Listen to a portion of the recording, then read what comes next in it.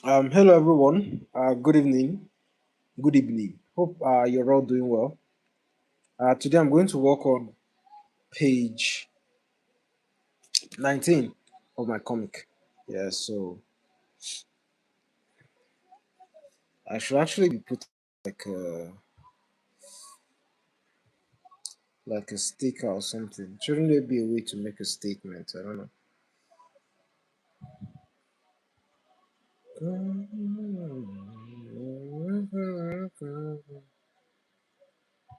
Slow burn, slow burn, slow burn.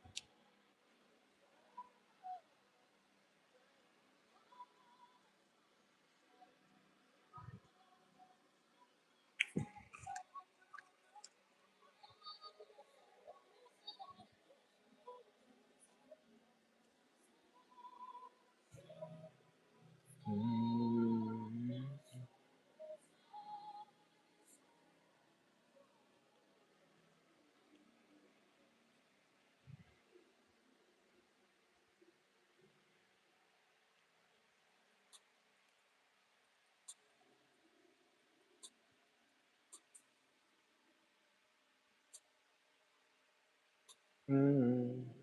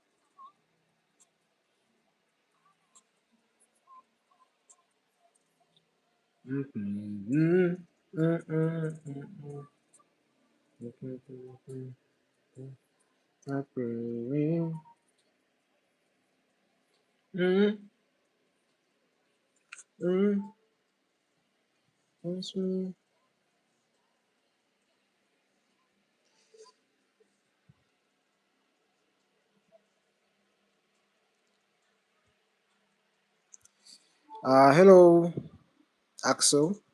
How you doing? Welcome to the stream, guys. Today I'm going to be working on my comic book. So that's what's up. What the hell is going on here? Yeah, I've actually laid down some sketches. They're not that visible. Hopefully you can see it though. They're quite light. I've reduced the opacity. This is page 19 of the comic. Thank you so much, AX Axel. Hope I'm pronouncing that name well. Thanks for subbing, man. I really appreciate the support. Hope you're doing well. I'm drawing my comic, Axel. I'm drawing my comic. It's um, it's a it's a comic. Okay, let me show you. Let me show you some pages that I've done. Let me show you some pages that I've done. Um, so these are some pages that I've done. In the comic. I'm just doing it black and white because I can't. I don't want to. I don't have the energy to add colors, so I'm just doing values. So so these are some pages that I've done so far.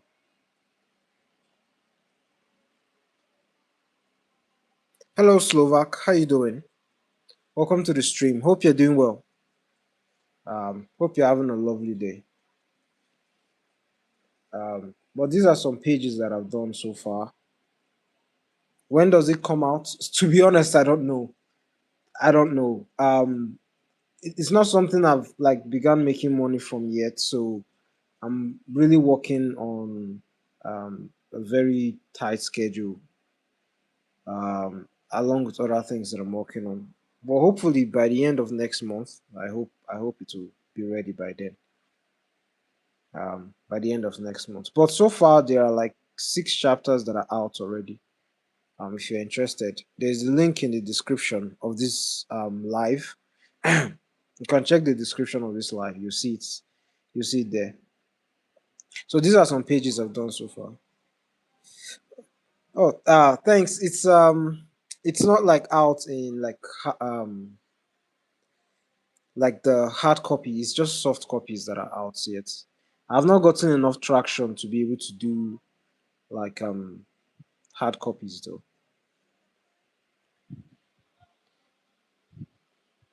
Yeah. So well, these are just some pages. This is a character design I did for one of the characters in the story. I did this one a while ago. It's not very refined. It was just a rough sketch because I just wanted to get the story going. Um, this was a page in, I think this is chapter 4. I think, yeah, this chapter 4. That time my art wasn't as that good, but it was still enough to get it done. Oh, you are? Let me check out your page. Are you an artist as well?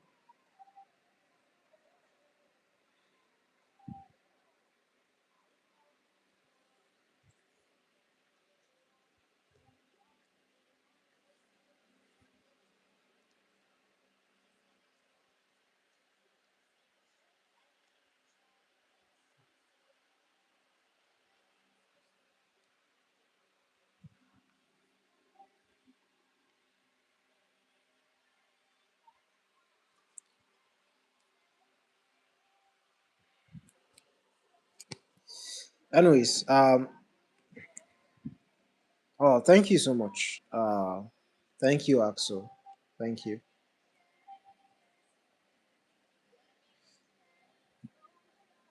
Oh, thank you so much, Axel. Thank you.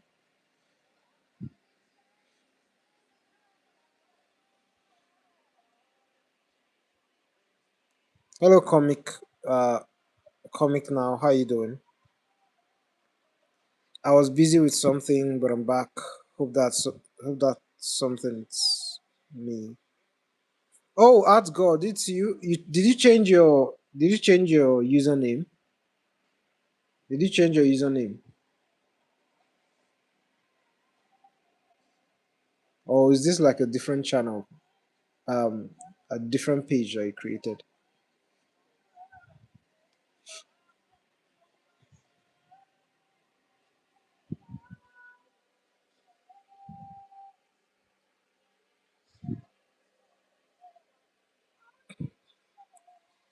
Thank you so much, Axel. Thank you. Thank you. You changed your username. Oh, okay.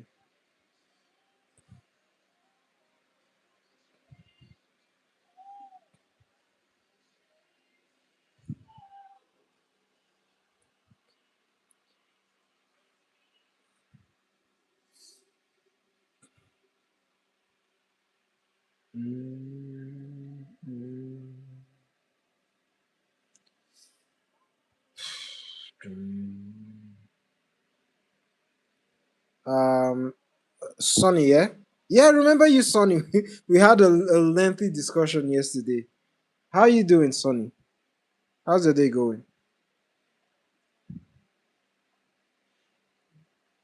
You asked me when I would go live again.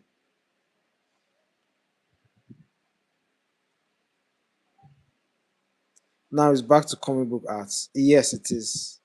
Yesterday I did a painting. I don't know. Were you around? I don't think you were you around yesterday. I don't remember. For the better, for the better, like a sweater.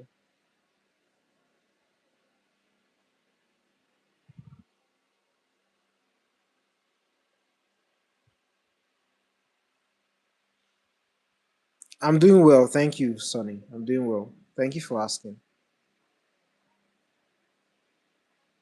I'm doing well. Thank you for asking. Hope you had a lovely Sunday.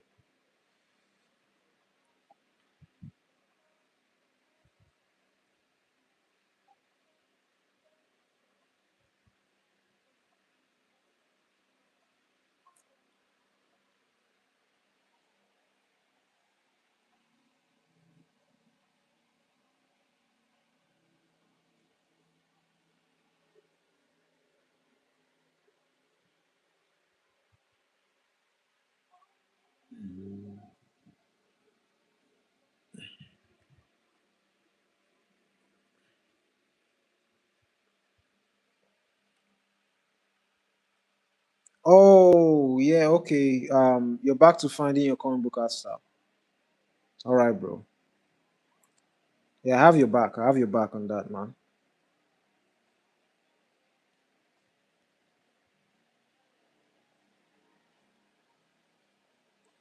Mm. So, what's your approach, Algot? What's your approach? Hello, Pro. How you doing, man? Welcome. It's been a while.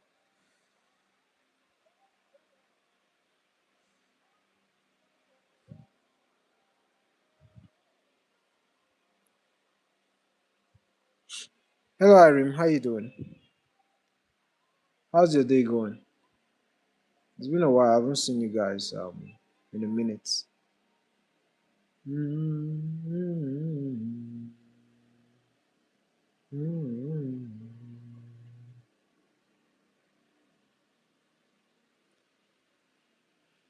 I hope you guys are all right. And let me show you guys the previous page I worked on. I don't know if you guys I've shown you guys this one.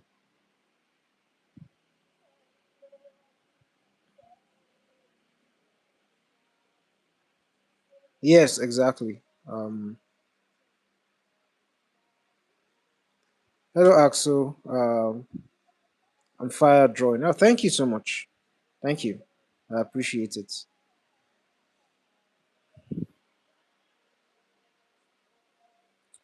Sorry for not being here for quite some time. I had to clear Ozempic from my mind completely. Really, I was just busy. It's all right, bro. It's all right. It's nice having you whenever you are able to show up. I appreciate it, man. Thank you. Hope you're doing all right. Hope work and school is not too challenging.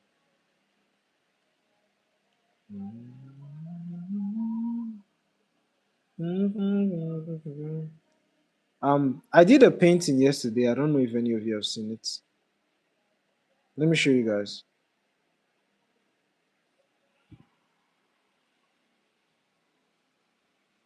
You said you wanted to ask if I know how David Finch draw obliques because I've been trying to study his anatomy, but it's really hard. All right, I'm going to show you right now.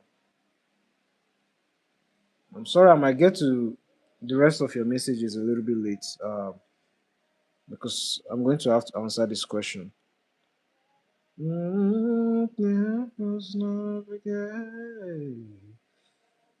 All right, so I haven't mastered David Finch's art style, but I do understand anatomy, right, a little bit. So hopefully this will help. So we have, if you're looking at the male body,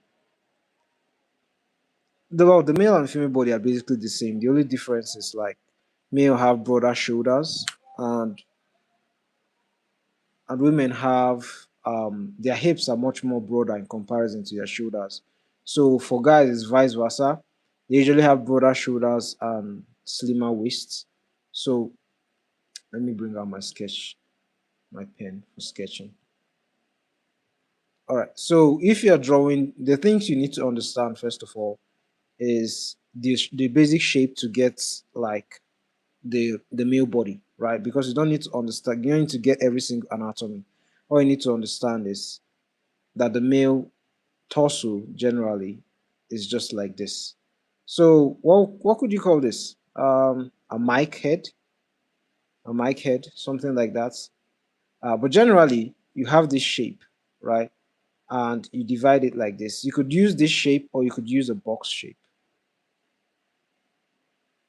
right? And this will represent our upper chest, and this will represent the abs. So usually the human being have like an abs that is like two rows, two columns, and four rows. So this is how it looks. But based on body fat percentages, most people's abs are not visible, right? But generally, if you're looking at muscular characters, they usually have visible abs. So once you have this shape, very important. The next thing you do is that you know that this is your chest. Yes, this is your chest, and or you call it the pectoralis muscle. and then you have your arm over here. The thing about the pectoralis muscle is that it extends from the clavicle or the collarbone all the way to the humerus bone or the arm, uh, depending on whatever name is comfortable for you. And then our abs extends from the pectoralis all the way down to the pubic area like this. And then because we are dividing it into four, so 1, 2, 3, 4, right? That's our abs. Right. After our abs, the next thing we have is our obliques, which is these guys over here. Right. The reason why we have this shape over here like this is because of the serratus muscle. Most people call it the saw-like muscle. So if you've seen a saw, not a chainsaw, but you could describe it as a chainsaw as well. But they're usually like this, and they usually have this handle. They're usually used to cut wood. Carpenters use it for cutting wood, and like they are based on the chainsaw. They are used to fell trees. So a chainsaw is like this. This is the machine option that people usually hold. Right? If you look at Chainsaw Man, you see that you have this shape a lot with his body.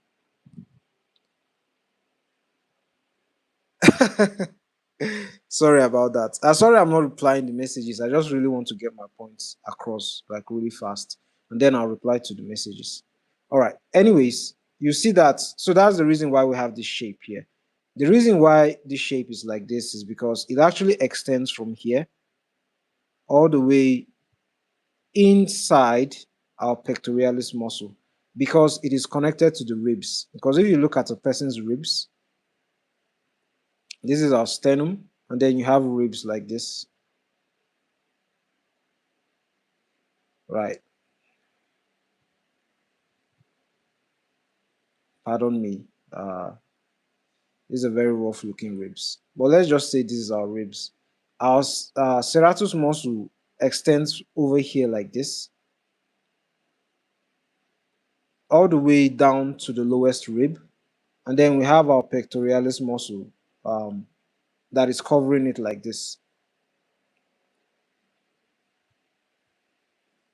And then because of the obliques, it then causes an overlap over here like this.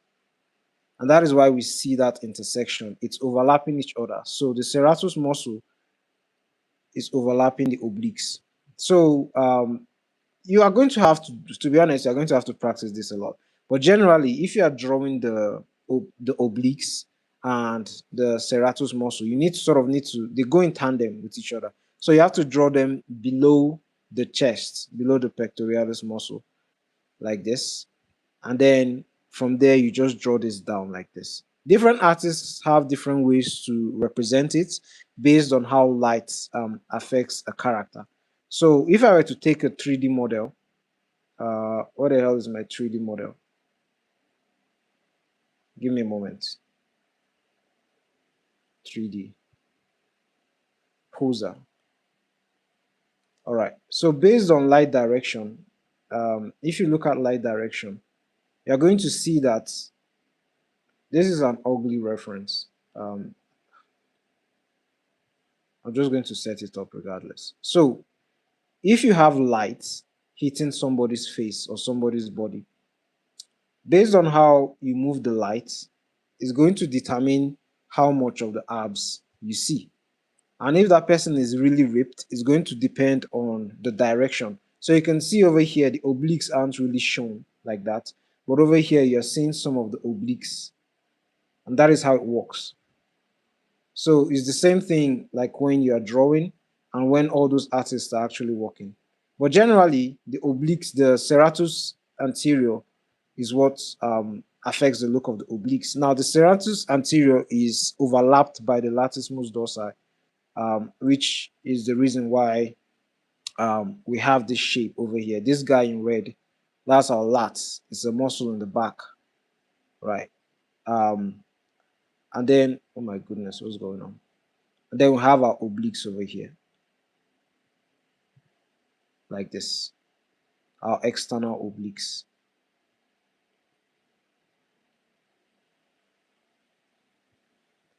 I know it's confusing, but you're going to have to sit down with yourself and properly study it. But you just need to understand that overlap, and that is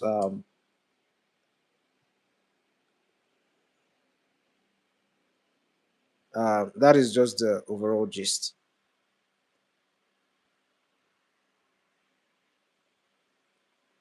Anyways, I'm going to answer some questions.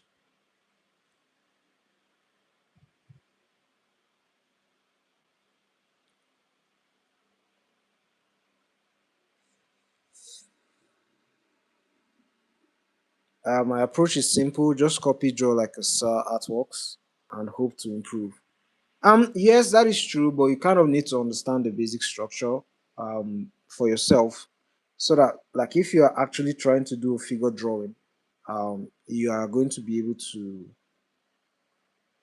like draw from memory. You are going to be able to draw any figure drawing from memory without necessarily, if not like you won't be able to do like a comic book like this, because usually a lot of the comics that are done, you need to understand figure drawing a lot for you to be able to represent the thoughts and the poses that are in your mind.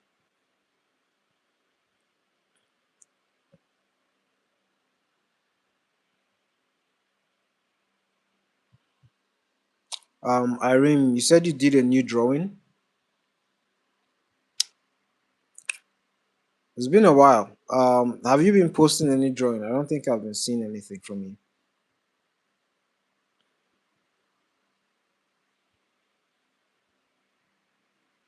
Oh, thanks, bro. Thanks. I appreciate the compliments on the comic book page.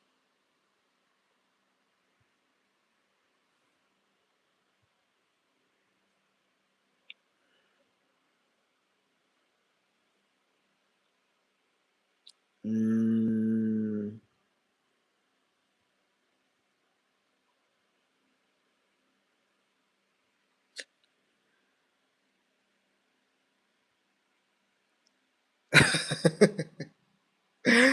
Sorry if it was a bit if the information was a bit too technical. Uh, but there is actually no other way to simplify the anatomy, because you kind of need to do breakdowns like this for yourself, so that it's going to be easier for your brain to process it. So that like whenever you are seeing a complex pose, you're going to understand like what is actually overlapping what. So like now, for instance, if you see a pose, if you were to look at a pose like this, you know like the muscles that are actually making up that pose, and you know how to represent it and interpret it the way you want. So you won't necessarily need to draw every single muscle here. You might just want to, for instance, in this pose like this, you might just want to represent the chest, and then you might just want to do the abs like this. This might be your own choice of how you want to represent the abs. You might not want to do something extremely complex, but because you have like an innate understanding of what the muscles look like, it's going to be easier for you to just replicate what you're seeing on your page. So that is the essence of understanding the structure of the human body. Not because you are going to have to draw these muscles every single time, but because to help you understand like figures and poses and things like that.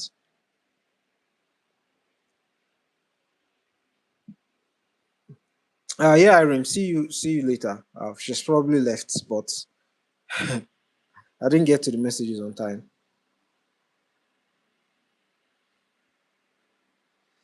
Hopefully it was helpful, Sonny. Hopefully it was helpful. Sorry if it's too technical, but there's no other way I could explain it without like being a little bit technical.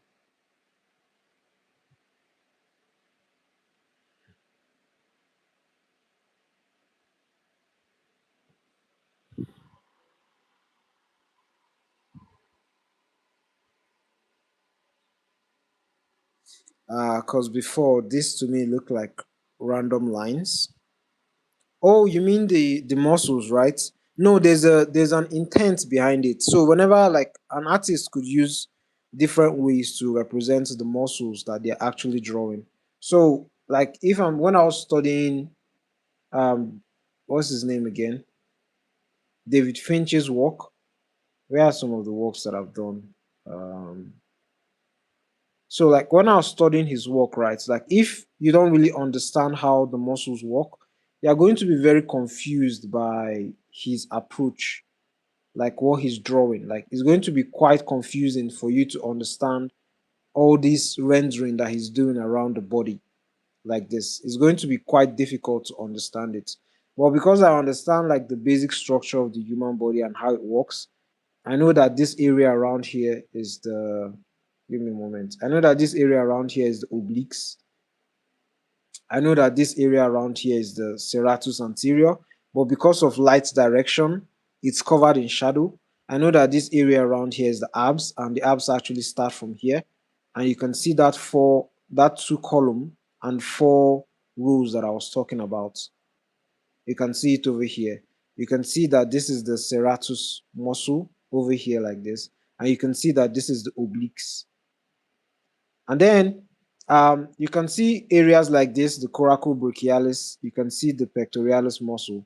You can see the deltoid, right? And you can see how you just basic understanding. I'm not necessarily drawing every single thing, but because I understand it and I understand the light direction, um, he's interpreting it in a different way, and it's just a matter of artistic choice in terms of how he applies the details.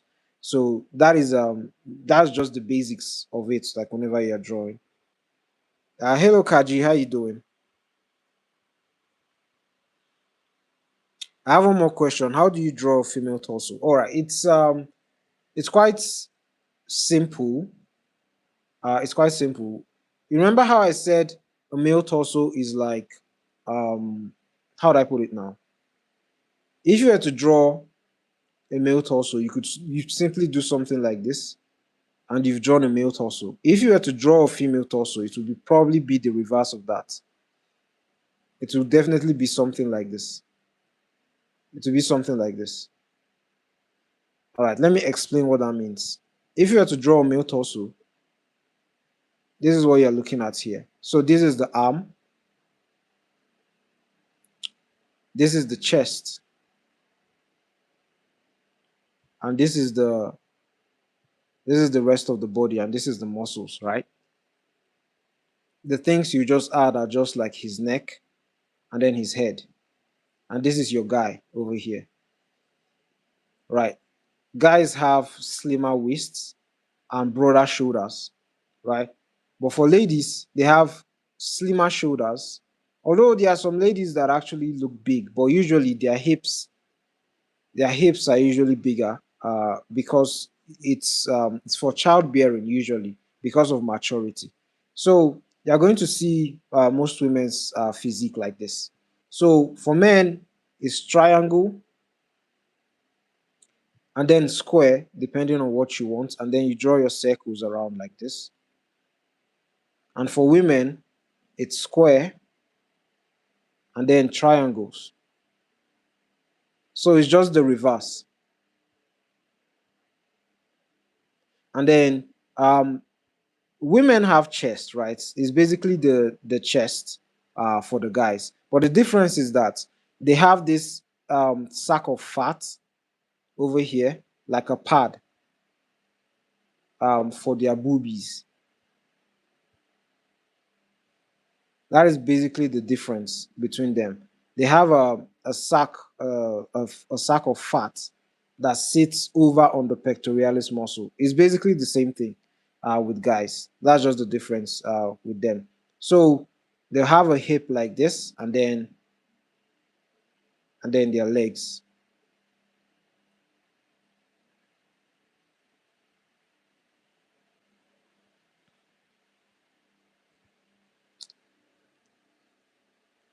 And then a little cleanup like this. And then you see the difference between a guy and a lady's torso, or like physique or body, depending on how you want to call it. I hope that was helpful. Um,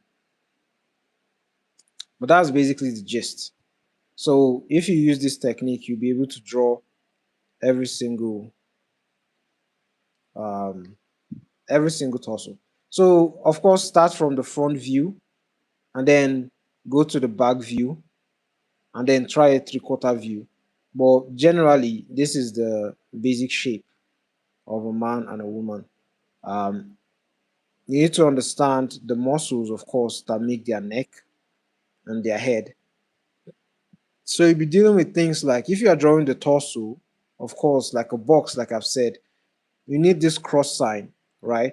And with the neck as well, you need to do something like a reverse Y or something like a V on the neck. I call it a reverse Y. You know how we have the letter Y? I call this one a reverse Y. I call it the reverse Y muscle.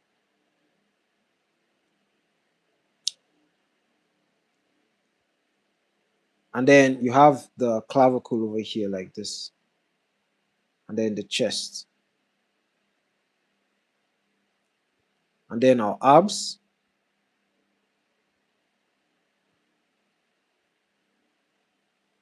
And then remember the serratus anterior right below our chest. And stretches, we have our obliques like this. And then our lats actually overlaps that. And then of course you can add your arms.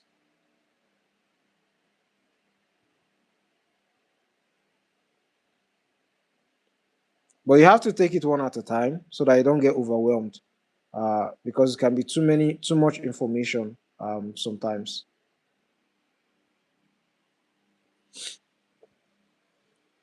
Um, Also, are you from Ebio land? What's Ebio? Do you mean Igbo? Do you mean Igbo? If you mean Igbo, yes, Igbo actually. Yeah, if you mean Igbo, I'm Igbo. I'm Igbo by tribe. Although I wasn't born in the east, though. I was born in the north. When do I start gaining proportion and correct circle cylinders? Let me explain it to you.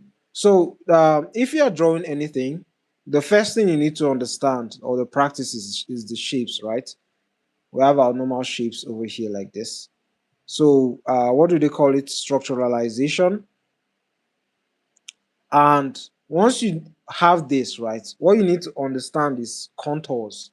You need to understand how to, like, so contours are basically these grid lines. I don't know, you've definitely seen something like this in movies.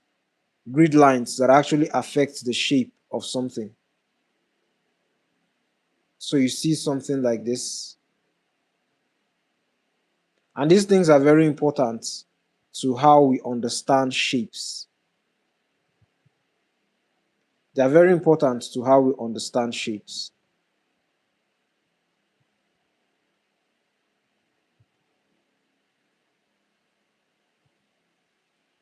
Contours like this. And if you have a circle,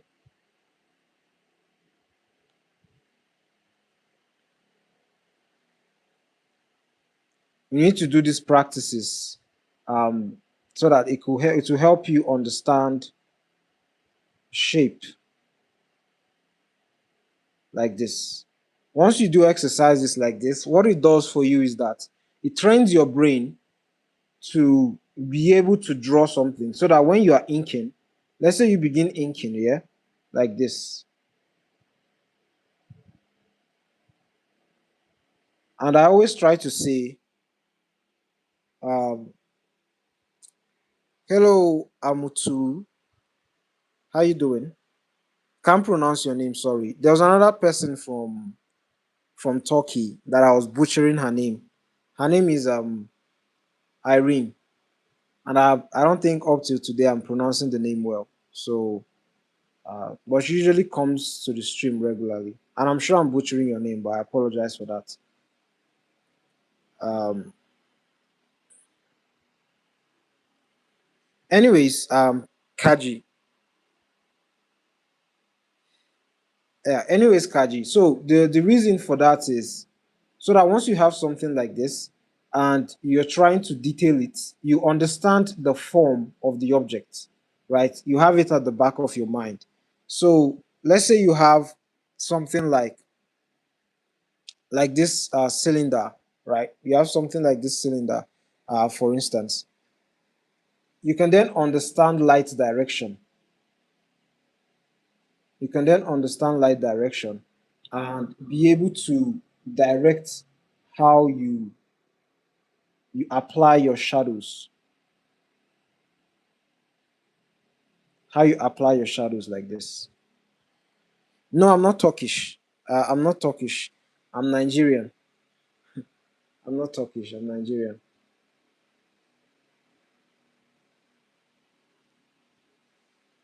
All right. So, and then you can apply your textures. And then if you were to turn off that layer, you see how it still looks like it looks like a circle, right? It looks like a circle irregardless, right? And the same thing with your pyramid that you're drawing. And if you turn it off, it looks like a normal pyramid. And this exercise is very important because it helps you to understand shadows and things like that. And you see how using different line variations, I'm going hard, soft, I'm going hard, soft, hard, because instinctively I'm believing that light is coming from this area. So I can easily apply shadow in this area in comparison to the rest. So the next thing would be, yeah, have a nice day. Have a nice day. Oiku, Amutu. Have a nice day, man. So that the reason for this is so that when you have to draw an arm, so for instance, you have an arm like this, right? Let's say you're drawing a guy with armor. You're drawing a guy with armor like this, and I'm using these shapes to break it down. You see how I'm using a cylinder? There's going to be a bit of foreshortening here, and then I'm using this shape to break down the arm. Right. So what I'm having here is an arm, and I'm going to place an armor over it. So we have something like this.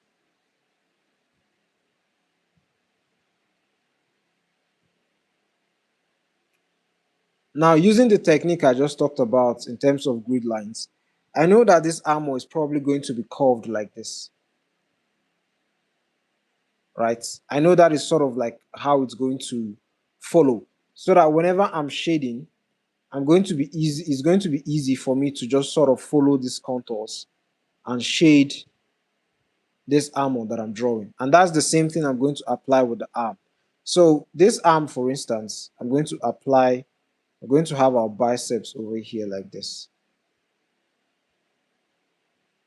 And you can see how the arm is not necessarily straight. Let me just draw it so that you can see it.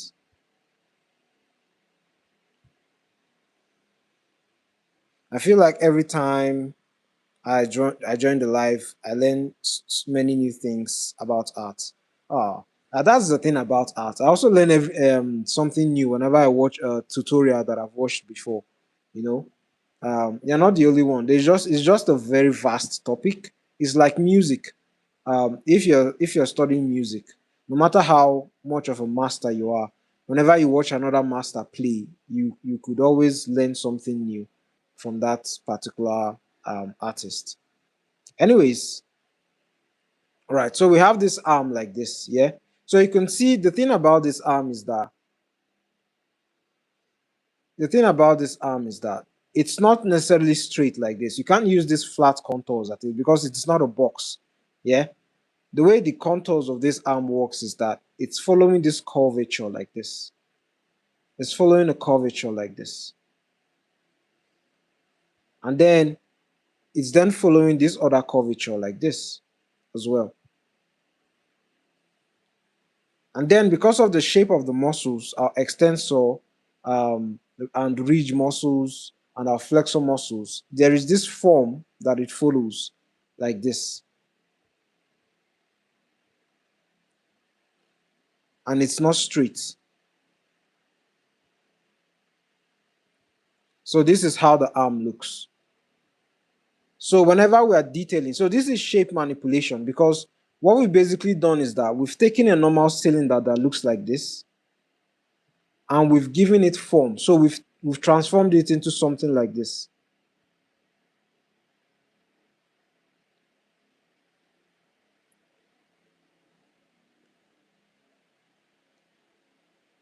We've transformed this normal cylinder into something like this, and that is shape manipulation. And that is something you need to understand, for you to be able to transform, like take simple cylinders like this and give it form, just like that. So we can then apply these contours like this, and that is our arm, and that is our arm. Hopefully that has helped. It's the same thing with virtually every single shape that we look at, even if it's a cloth, right? Even if it's a cloth, you take a cloth, a loin cloth. Let's say this is someone's waist, for instance, right? And you want to draw a cloth like this. So this is a disc shape, right? I've simplified this waist. If you look at a person's waist, I've simplified this waist into a disc shape. I've simplified it into a disc shape. And the thing about a person's waist is that it's not necessarily straight like this, because there are definitely parts of the waist that you're going to have to curve and manipulate in this manner because of the shape of the human waist. So you have something like this, and then you have something like this for a waist, for the human waist, if you're looking at it from the top view. And then of course, because of shape manipulation, you are going to have to bend it like this, and then curve this muscle like this. So you see how the contour of this side of the body went from something like this to something like this.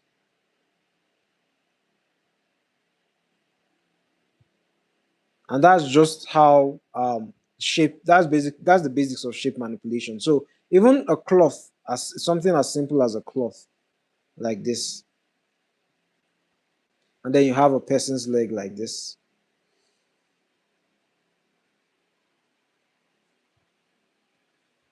I take a bit to learn new things, put it into practice, but I'm starting to understand the way you explained.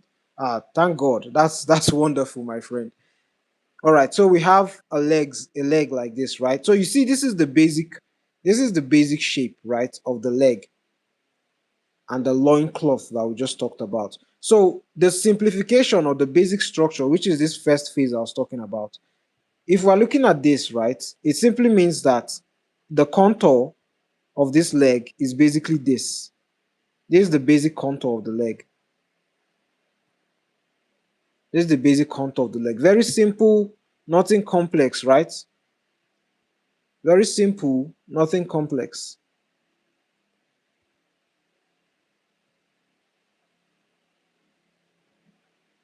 And the same thing goes for this loincloth over here. Very simple, nothing complex. Right? It's extremely flat.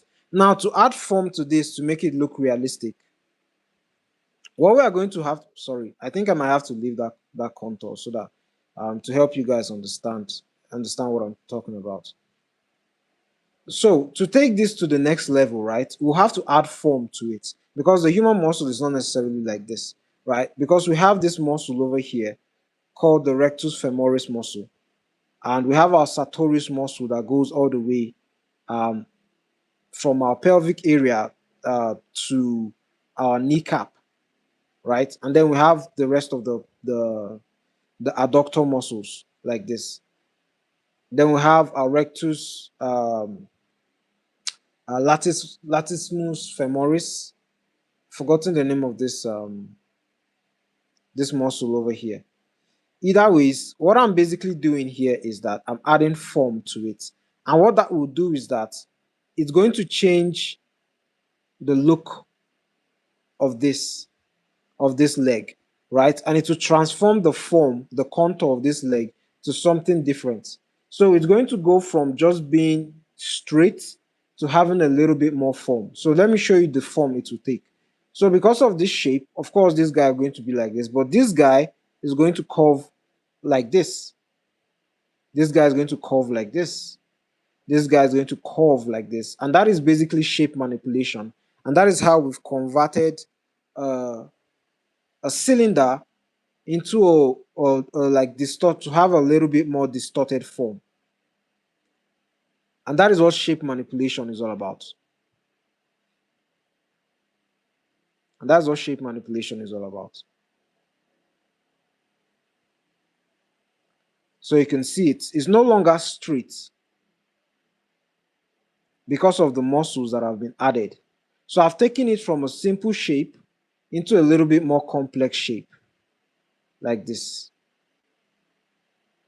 And that is how, and then you can add the other the vertical contour lines.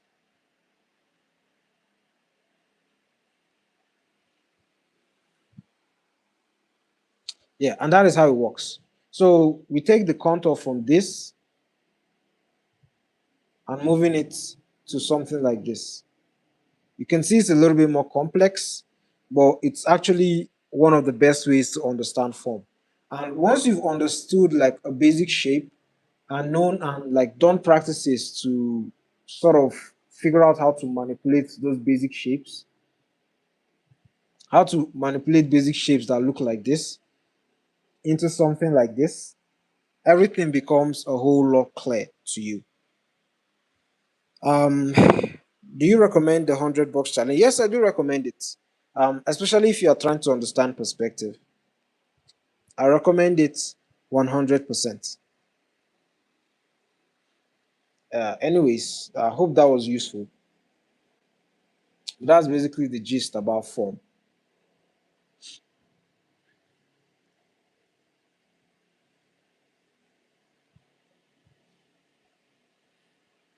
Anyways, I actually sketched out 2 pages. So these are the 2 pages that I should be working on. Um, yeah, but I'm just sketching right now.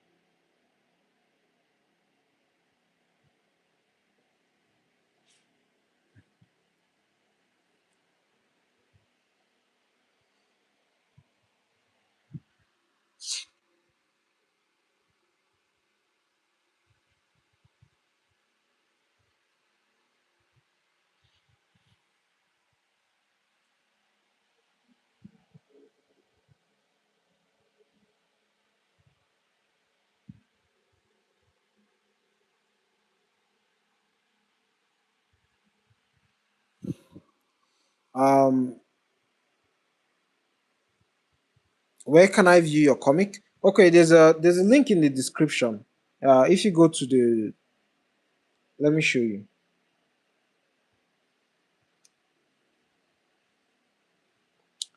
If you go to any of my any of my my videos,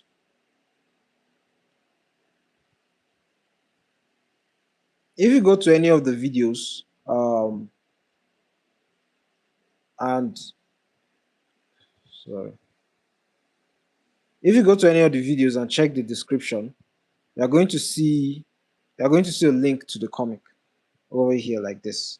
So you can actually click the link and it will take you directly to where you can read my comic book.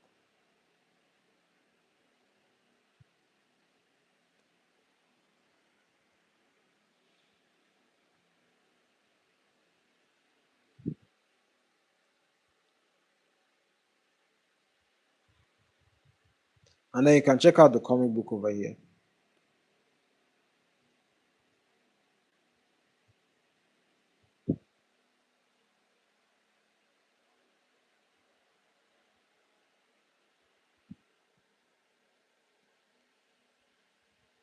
And so far we have, if you go over here, you can pick, there are over 6 chapters. I hope you can see that. One, two, three, four, well, 1, 2, 3, 4, 5, 6. There are over 6 chapters. And this is the latest chapter that I've worked on.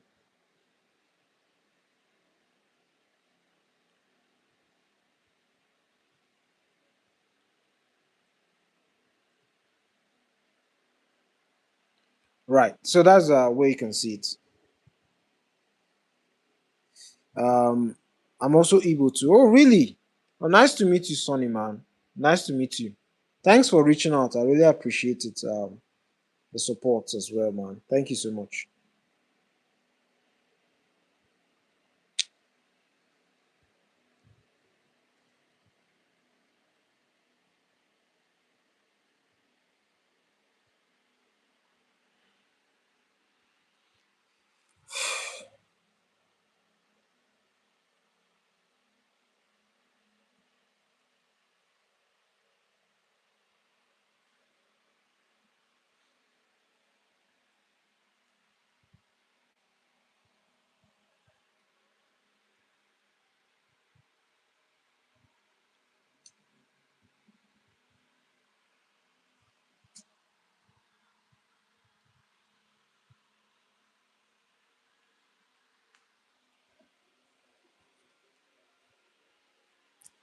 Yeah, have a wonderful day, Sonny. Thanks for joining again. I really appreciate it.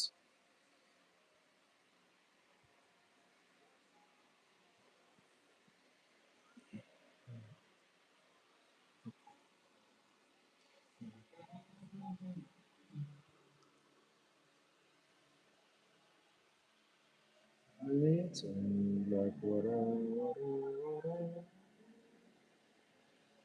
many tweets am I seeing? So one, two, three, one, two, three tweets. Okay.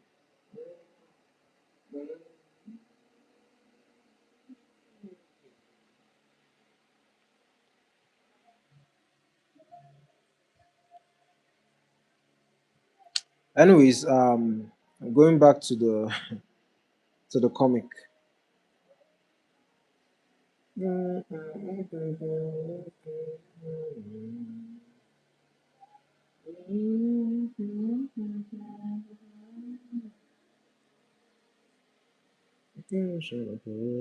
Somewhere, I tell the capsules.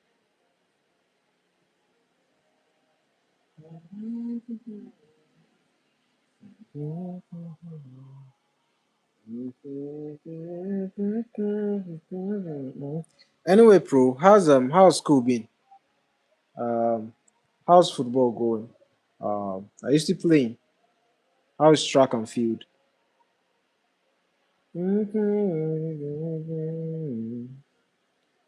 A star seat into me like water.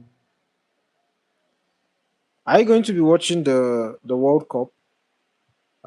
It's being hosted in America, so I don't know if you're going to be watching it. You're welcome, Kaji. You're welcome. Anytime, man. Anytime. Yeah, anytime. What a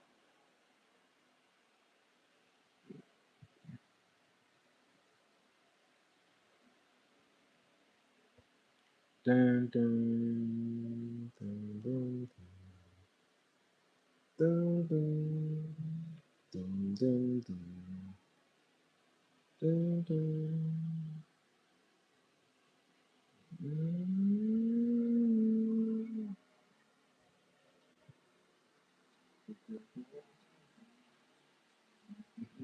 Small, yeah.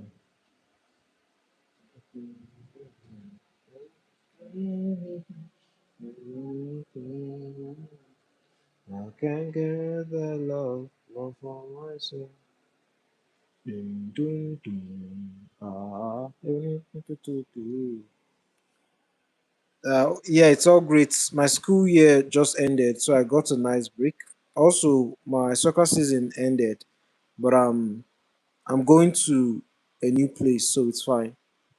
Oh, you're moving? Are you moving from where you are? And for track, we got third place for 4 by 400 meters in countries, basically the finals. Really? Like the whole nation, all 300 million people. Wow. Well, not technically not 300 million people, but like, you know what I mean. Wow, that's wonderful, man. I'm happy for you.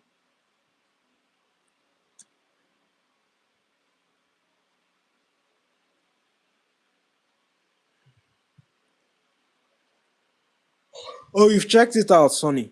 You've checked it out.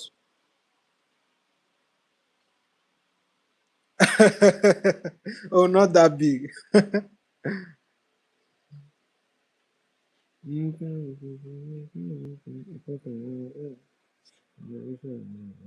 know,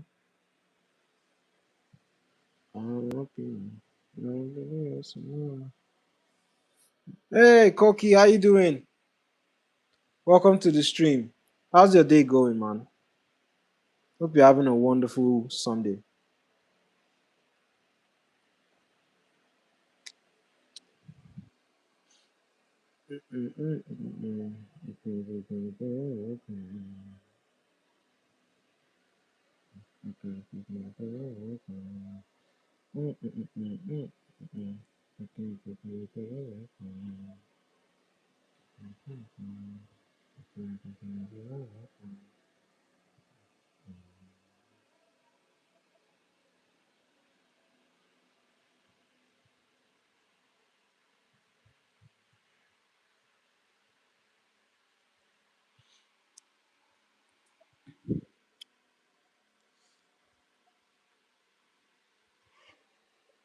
How's the family doing, Koki? How's everybody? How are your brothers?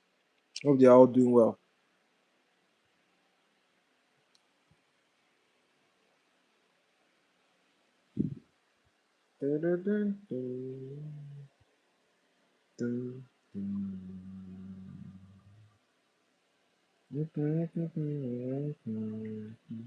Zero communication.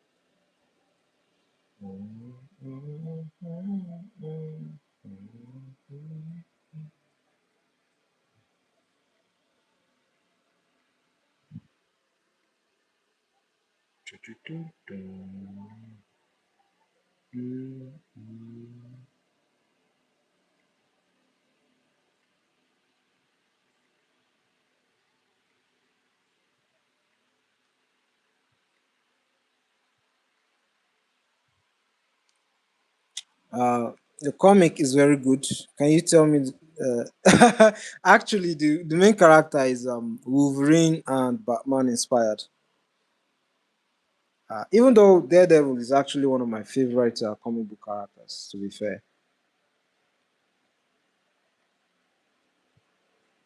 And thank you for checking it out, man. Thank you. I really appreciate that. It means a lot. And I'm not working on it alone, actually.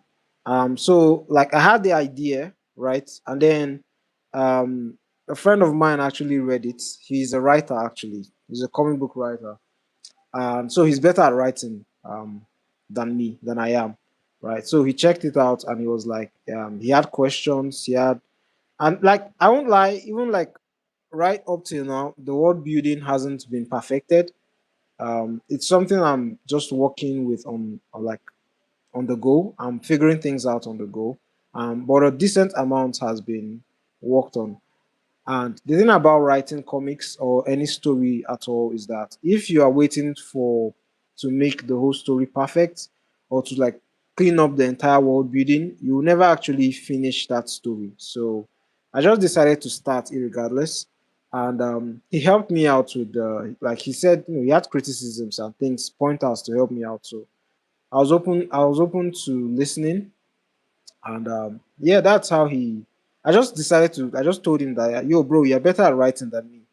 If you're not busy or anything, you can. If you're interested, you can join me and we can work on it together. And he was open to it. So, and it has been a wonderful partnership, and it has helped me like free up headspace so I can just focus on the art and like think of ideas. So I just think of ideas and he just like refines it. He asks me questions. Like I'll say like, oh, I would like this to be in the story. These are the ideas I had for this when I was first thinking about the story. And he'll be like, okay. He'll then like properly critically ask me questions about that. Like, don't you think it will affect the plot this way? Don't you think it will cause problems in the story to create plot holes in the story in the future this way? And things like that, right? He just does the proper audits on it. And, once we arrive at something, he then writes it. So it's been a wonderful partnership.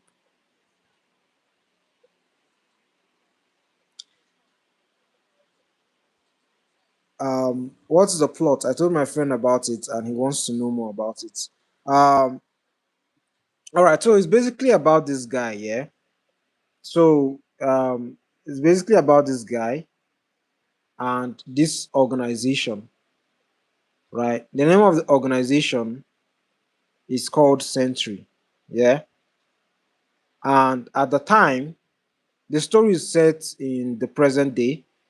Um, so this guy over here is called Oscar. Yeah, that's the main character. And Oscar used to work for Century.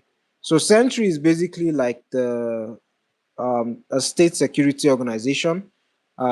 It's probably as equivalent to the Nigerian SSS, equivalent to like the CIA, equivalent to the KGB, but it's a little bit bigger than that because it's mainly for West Africa. So it basically like protects like West African countries. So West African countries collaborated to create Century, right? The African Union as well. So it's basically West Africa protecting African countries, yeah. And the purpose of Century is basically like Shield in Marvel. I don't know if you know Shield from Marvel. That's basically the inspiration um, from Marvel. All right. So Century was creating. They have this. One of the branches of Century is an organization that creates devices, gadgets, and things for their Black Ops operation. Right. They create gadgets, guns, medicine, serums that help them, like the actual soldiers. So Oscar joined Century and joined this organization because he's good at science stuff.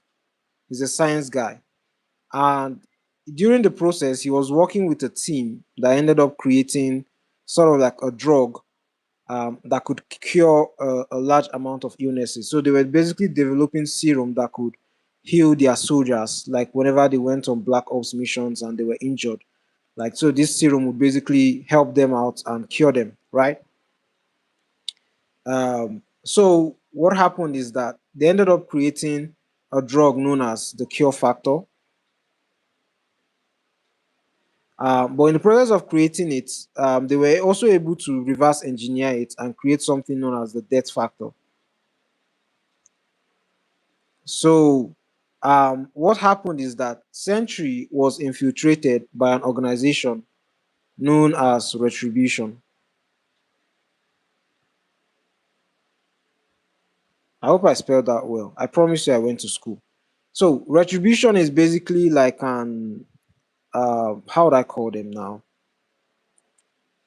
They are a weird type of organization, but their goal is to cause chaos in governments to achieve what they claim to be the the will of the people, right? The will of the people. So they infiltrate governments, like ransom them, so that they can achieve what they claim to be benefits for the people, right? So they infiltrated Century and they got access to the death factor and they released it into the public.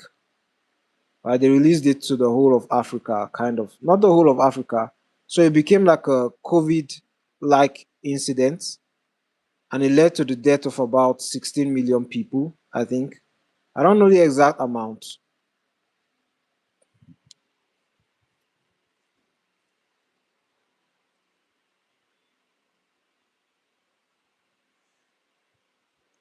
Um,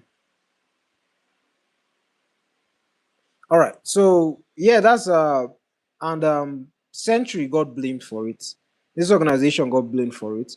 And Century blamed their research institute and like the people involved. And yeah, it made Odogu, not want to be a part of it anymore because of what happened and things like that. A lot of the what do they call them now? The scientists behind it got ostracized. They had to be a scapegoat for something like this. But Century was shut down, like the project was shut down, of course. But you know how these things work. It doesn't necessarily shut down. They'll just be operating in the background, or they'll come out with a new name. So that is what happened. And Odogu is basically trying to fight retribution over here. He's trying to fight retribution. So it's basically Oscar versus retribution because he's trying to bring this organization to justice, or more like get vengeance, right? Get vengeance, basically. So that's the whole gist. And there are multiple organizations. So like, there's a country, there's an island, fictional island, um, called Generation Isle,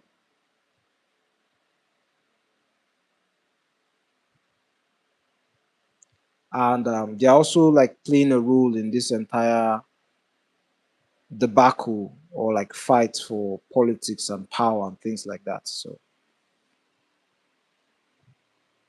anyways,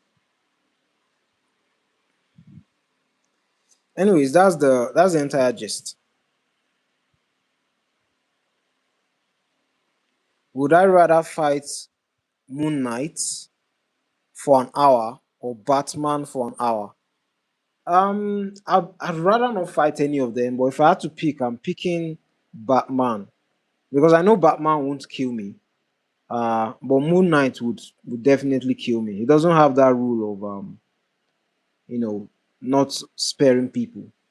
So Moon Knight isn't scared to take someone's life. He doesn't give a damn.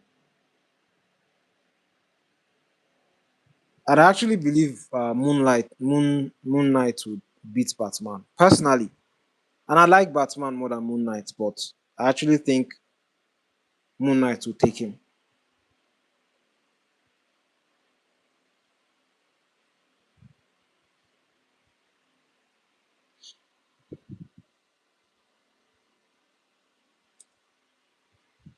Yeah, so that's just the basic premise. So the thing about it is that, like, from that Century Island, I say Century, that Generation Isle, they are basically like like not in terms of political structure, but in terms of fictional existence. They are basically like this Doctor Doom's country. Is it Latveria or something like that? They are basically something like that, but they are run by 10 people, 10 masters. That's what they are called. Um, 10 masters, um, and they're the ones that run this Generation Isle. And these 10 masters are in charge of like 10 political powers that affects various areas of society. Um, they're a very small nation, but they are extremely powerful. And one of the instruments of their power is this assassin like organization called, like, I think Red Legion or something like that. So this is where they have like their assassins, and they've basically infiltrated every major power and country in the world. So if any country were to try nonsense, they will just release their legion and influence politics, not in a very destructive way, They have their ways, like they don't make it very loud. They're very stealthy with how they operate. Yeah. So they have assassins and people placed around governments to just facilitate their own personal gain. Yeah, so that's how it works.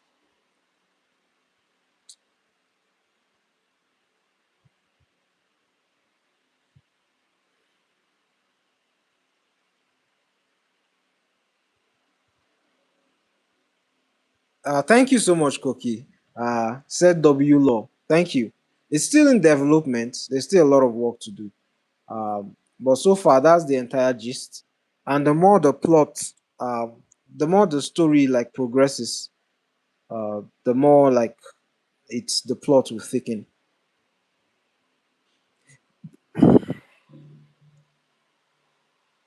So, from what I understand, the main character works for a shield-like organization. He's also researching for something that can heal. Yeah, yeah, exactly. Also, there is a group of people who claim to be good but do. Yes, exactly. That's the basic gist. That's the basic gist. Exactly, pro. Exactly. Yes, what you said is correct, bro. What you said is correct. Um, yes, Sonny, have a nice day. Thanks for joining. Yeah, have a nice day. And thank you for checking out my comic. Ooh.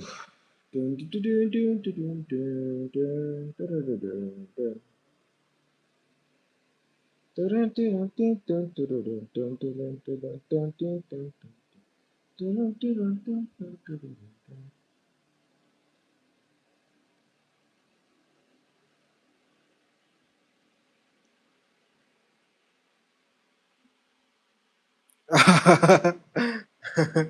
No problem, Sonny. No problem.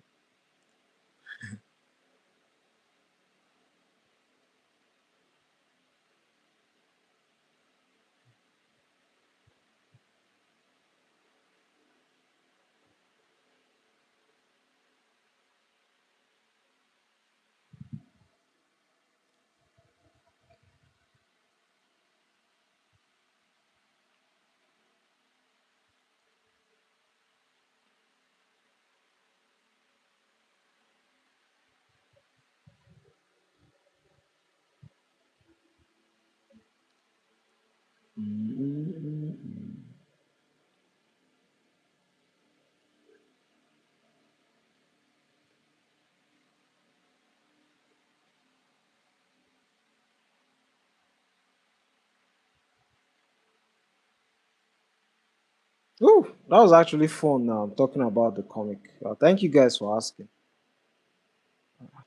It's nice to see that there are people interested.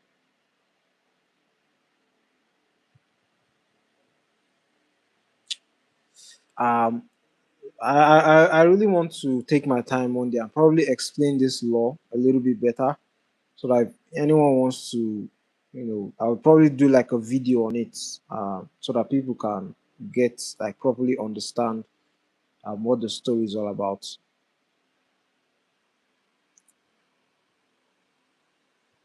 Um, when will the comic be out? This one that I'm working on, to be honest, probably by the end of next month. I don't know. I'm trying to keep a steady schedule, but I always seem to fall off and not like be consistent because of work. Like whenever I'm off camera, usually I'm doing like a commission work for someone because I have to pay the bills and things like that. My real dream is to work on it full time, and if I were to work on it full time, I would maintain a consistent monthly schedule. But I can't afford to do that. Otherwise, I'll definitely go broke, and I'll be homeless. So I have to like work a job, and that takes a lot of time. That takes hours of my day. So yeah, but I'll try and get it out by the end of next month. So far, we are on page 19. This is page 19. And we have about 40 pages, 45 pages, I think. So I'm not even halfway there yet. But we'll see. What I might do is that I might even, because I don't know, I might release Once I get to like page 30 or something, I might just release that page 30 as a new chapter, even though technically it's not part of like the chapter. I'll just release it as um what would they call it now? Issue issue 7A, and the other one I'll release it at issue 7B. I think that's what I'll do. So that like people can get something that they can look at. Thank you so much, Koki. On the bright side, since the comic is more of a hobby than a job, you're less likely to get burnt out. I don't think if this were to be my job, I would never get burnt out because I just have so much ideas.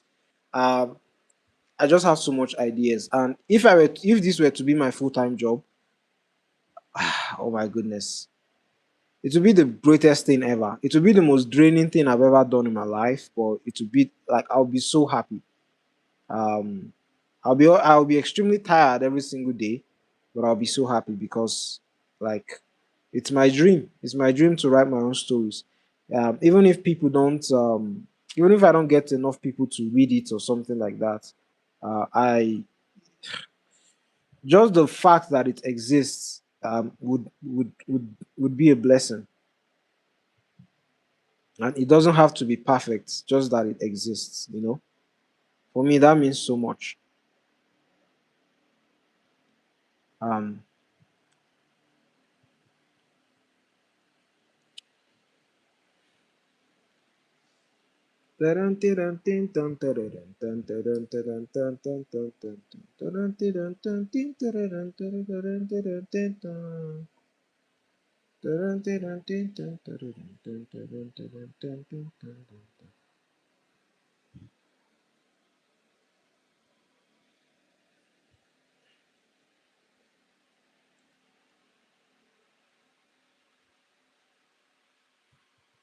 I like the perspective in the comic you're referencing. Do you mean this one? Do you mean this one over here?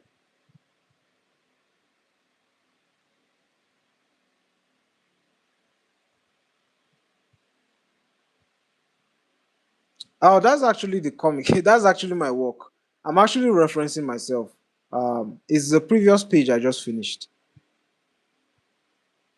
It's the previous page I just finished. So like this lady is actually fighting this monster. And so like the monster is attacking her, and then she does like some acrobatic stuff. Um, and then they are fighting each other. The monster is coming at her, and then she does some acrobatic stuff, and then kicks the monster in the face. So we see this whack on the monster, and then like the monster has some teeth flying out of it, uh, and then the monster is flying away. So this is a scene where the monster is flying away from the kick. So we're going to see things like blood here and there, some splatter um, that are coming out of the monster's nose, like that. So yeah, thank you. I also liked it as well. The scene was it felt like it needed something nice because the scene was just bare like that, and I didn't like that. And this is why I study a lot of comic book artists because the way this text is done, it was inspired from what's his name again? Uh, Daniel Warren Johnson. There's a way he does his text in his comic book, and it looks really good. And that is sort of what I was copying. Um, the way he applies his text on his comic, it's so refreshing. The way he does it.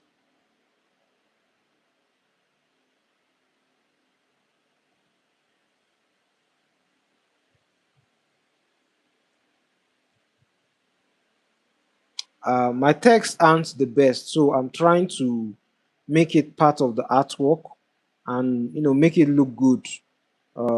Because the previous chapters I've done, the text aren't very good. Um, they're quite mediocre, to be honest.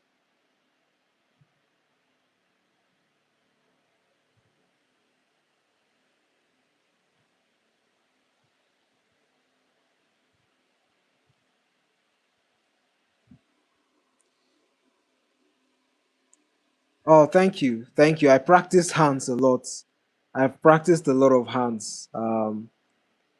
I've had to practice a lot with drawing hands. Thank you. I appreciate the compliment.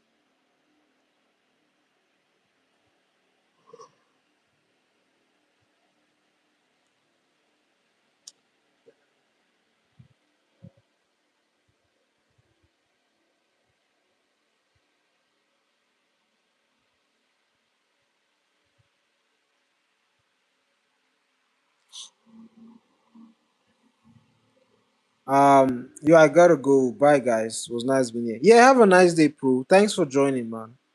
I really appreciate it. Thanks for joining.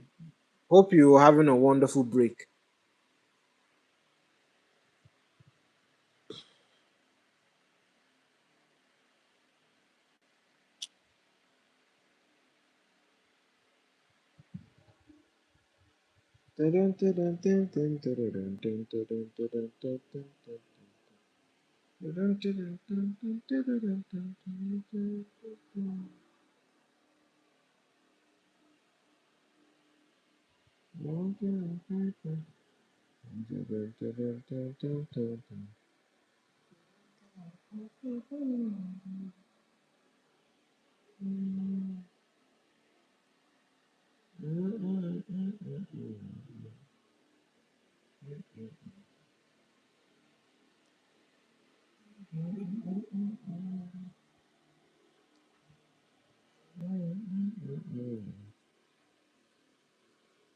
By the way, about that commission I was talking about yesterday, I said I was going to text you on Insta, but I didn't.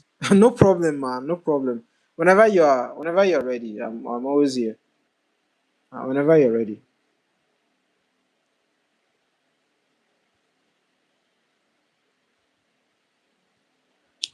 whenever you're ready.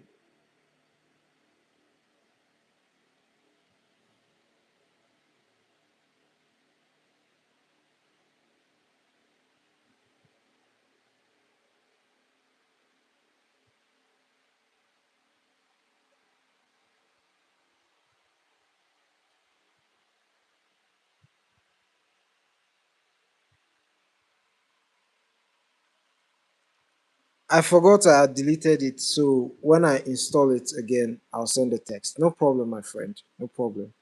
Yeah, I can draw personal OCs. I can draw personal OCs. I can't be picky when I'm extremely broke.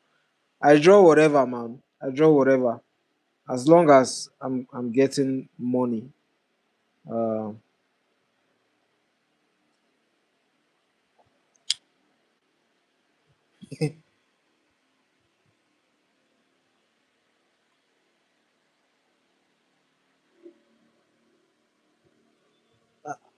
Uh, I've done a lot of personal OCs for people, like a whole lot, in different styles. It's just that I think I actually removed the because the works were just too much. I had done over like 200 works, 300 works for people, and the works were just too much on my iPad, so I had to like remove them because they were just occupying space. So they were just occupying space. Oh yeah, commission page. Yeah. No, I haven't got any. I haven't gotten anything like that. What I just do is that whenever people ask me about works, I just refer them to like either my comic book page or my art station, uh, and I show them like my works on my art station. I haven't uploaded there in a while, but basically this is my art station, and these are all the paintings that I have. And over here, I have like a character design that I did.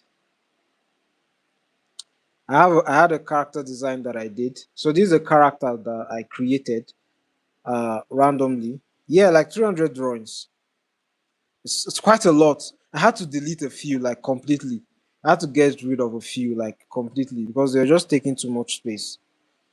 All right. So we have this character over here, right? And I break down how I worked on it. So this is like an MMA fighter character, right? And this we have like a detailed, semi-detailed painting over here of the character, and then I did like the character in different poses.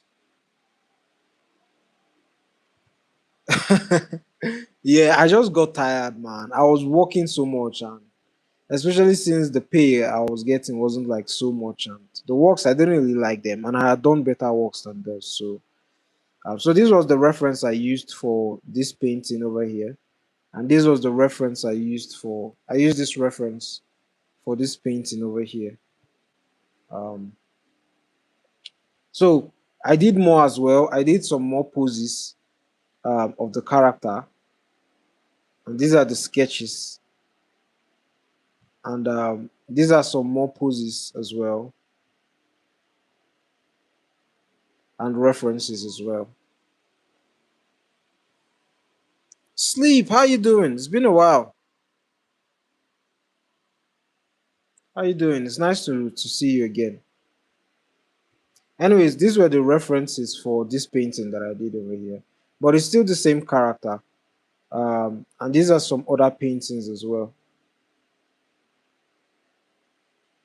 So I usually send this to people whenever they're interested in like character design, so that they can help me with like getting references, and they could like see some sort of like the illustrations that they could get, the paintings, or they could just get like comic book style, something like this, for instance, like an expression sheet.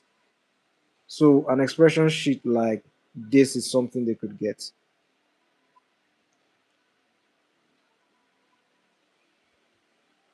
Yeah. So, but basically, this is like sort of what I send to them.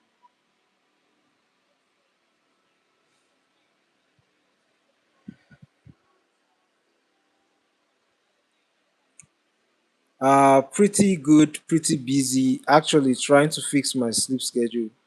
Tragic. I think you're going to be 80 years old and you're still fixing your sleep schedule, my friend. I don't think that is ever going to be fixed. I've actually done some. I don't think I've. I don't think I shared this one, but it's the character design. What the hell is it? I don't know if I posted the. I didn't. But this is basically another art style that I use where I just use coloring, and then I use inks and then I color. Basically, that's the gist. I think I have. I don't know if I still have it. Um, oh yes, here it is. It's character design basically uh, of some comic book pages that I did. Of so just something I was working on, but I just left it to just focus on this. But these were some character illustrations I was doing. There are some African deities basically that I was drawing.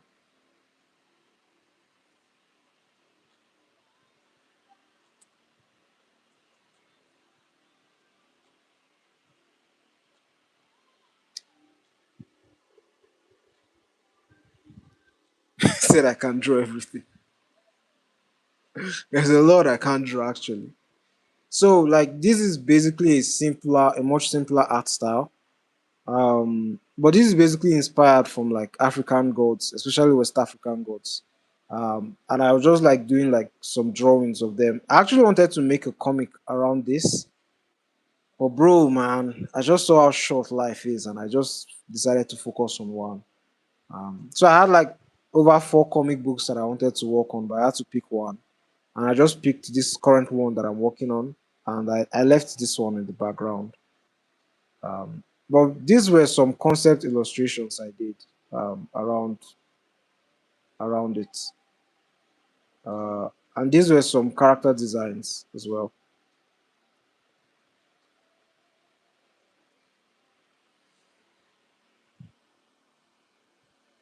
Thank you, Sleep. Thank you. Appreciate the compliment. So these were some comic pages that I was working on. I did some comic book inks around it. We had a script and everything, but like I wasn't able to complete it. You know, where's the other character designs? These were outfits, some outfit illustrations that I was working on for some of them.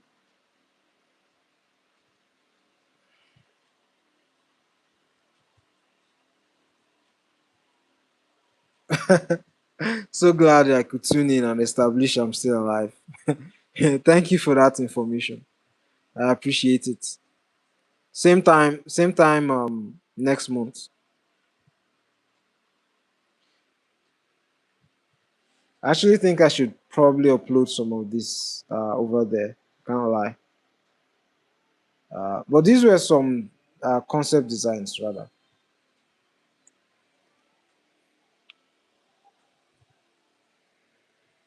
Um, so basically, I do like a front view, a side view, and a back view.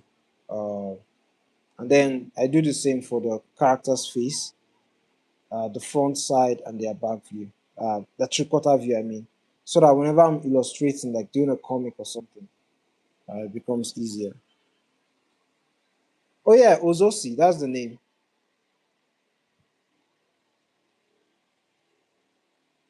Let me see if I can find the. Oh yeah, this is the correct spelling. It's actually Yoruba. It's actually a Yoruba. It's pronounced differently, but you can just pronounce it Ozosi. Um, and this was some like weapon design and character design, like the look and things like that for the character. This was actually the main character, but I actually did a mini comic around it, but it didn't pan out the way I wanted.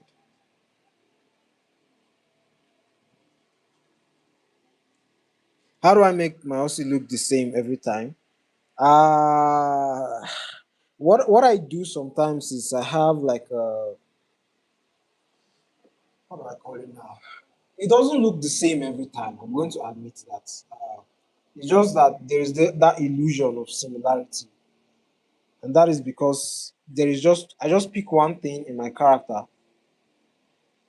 that I try to be consistent with. That if I place that thing on whatever face I draw, it becomes easier. So it could be like a beard. It could be a beard. It could be a scar. It could be like a marking on their face, or it could be like a hairstyle. So once I just apply that, it just seems like what I'm drawing, like they all look similar, but a lot of the times they're not. Yes, exactly. Something special on the face. Like this monster I'm drawing, if you look at it critically, it doesn't always look the same.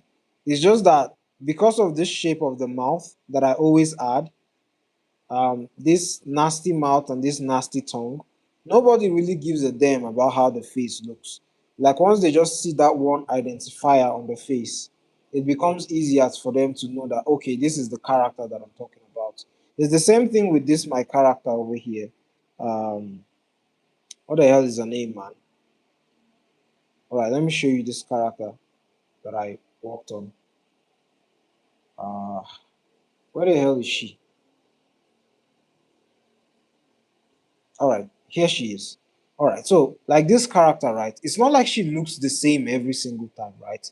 It's just because of this hair bone, the way her hair is shaped. If you look at the way her hair is shaped, and I make her eyelashes thick every single time, right? Just these two consistencies. Her name is Musa Rudiger. Um, so because of this hairstyle that I place on her every single time. So thick eyeliner and a hair bun, it makes her look consistent every single time, even when she's not. And this similar hairstyle, and I use that hairstyle every single time, it just makes her look the same. It's the same thing with the male character. Where the hell is the guy? So because of this beard and this hairstyle, whenever I'm drawing and I apply this beard and the hairstyle, it makes the character look the same every single time that I draw him. And it's the same for this sketch of this character. You just need to figure out one thing that you can add to the character that will make the character look similar every single time. So yeah, that's just how it works, my friend. That's just how it works.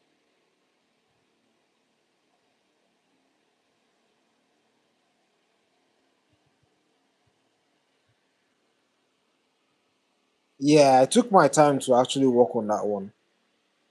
And but the thing is, I can do that for the character design. But if I try to do that for the art itself, I'm going to spend forever detailing the comic book, and I will never ever finish it the way I want. I won't be moving at the pace that I want to move at.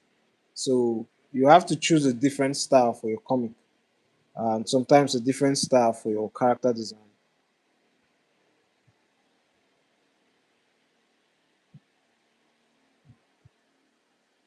You have to pick your battles.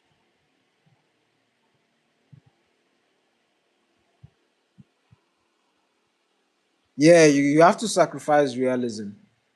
You sacrifice realism for exaggeration so that you can show the emotions and the expressions really well, um, and you can be able to be quick as well. Because if you try to walk like Takehiko Inoue, for instance, every single time, you end up getting frustrated with the comic book. And the thing is that you need to be able to not just be working on one thing forever. Otherwise, you will definitely get burnt out and you will hate that project that you're working on. So you have to be able to move quickly or move to a new phase of the story.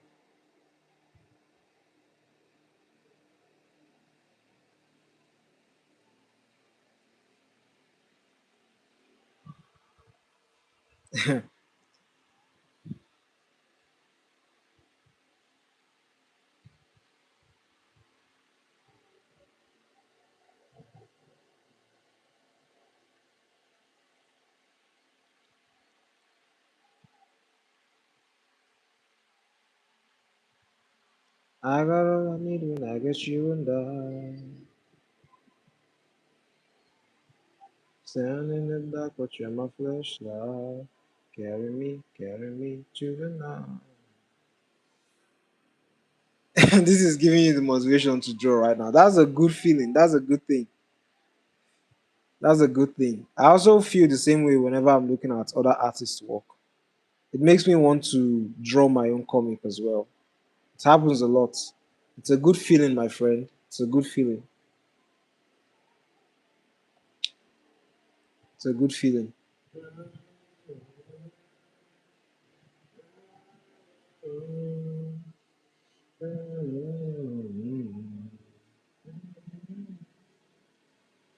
In the flashlight.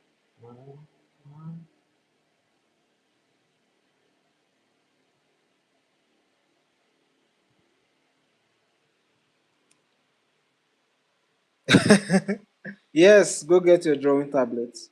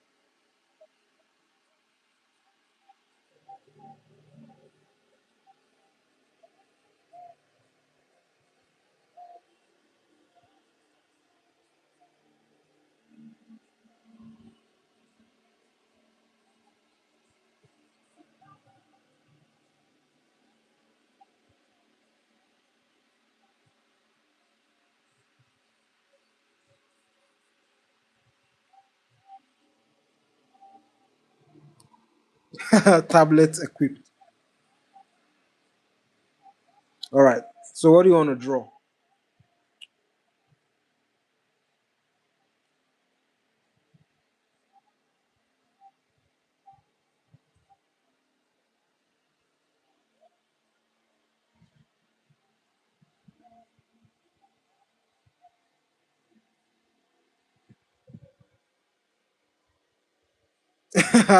I've got no effing idea.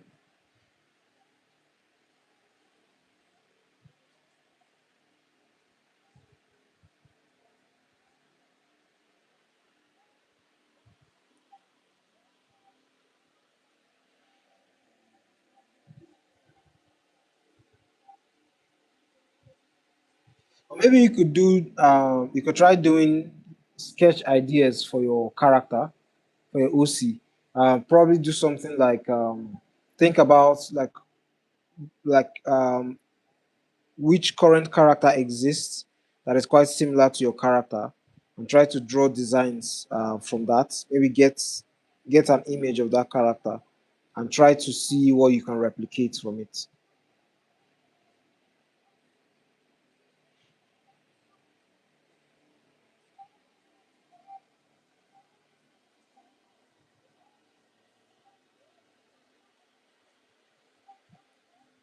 Yeah. It doesn't have to be what your character will look like. It just have to be like maybe something that will inspire how the character will look. Maybe first iteration designs, that kind of thing. You know, just experiment. Think about like who that character is, how you want that character's personality to look like, um, the characters you like, that sort of thing. You know.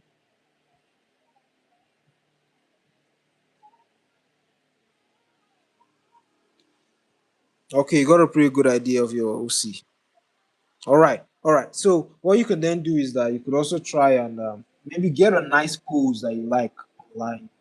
Maybe a comic artist or some concept design from an animated TV series you like, something like that, and maybe copy that pose, but then draw your own character instead.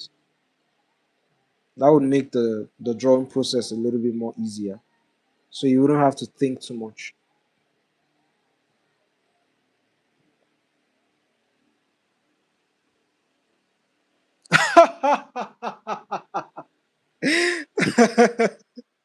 Sorry, sometimes I go too far.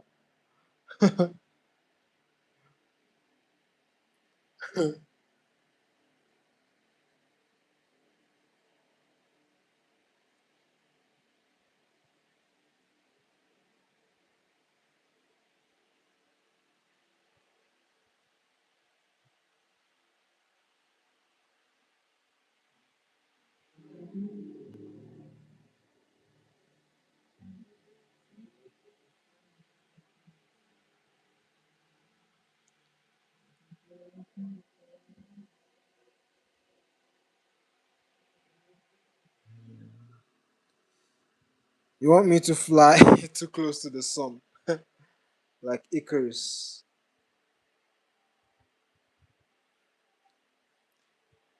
There's this saying, shoot for the stars. Even if you don't get to the stars, you might hit the moon. So, you know, there's nothing wrong with aiming for, you know, that high of a celestial.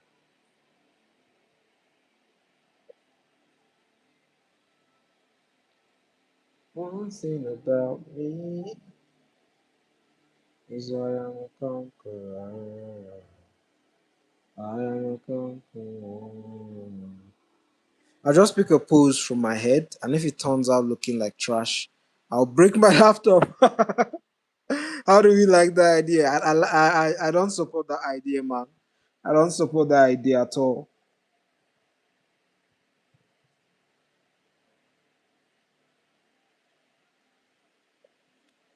Not everyone's gonna be me. Even though you're the fool I do, and my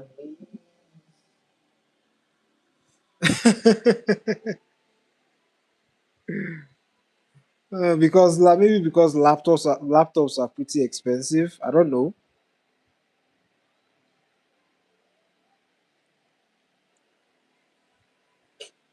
Laptops are pretty expensive, you know.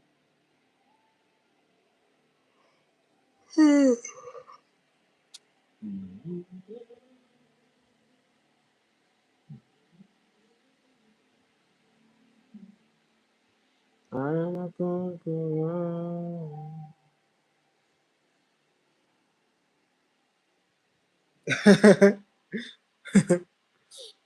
Fine, I won't go through the idea. Vamos. I like that.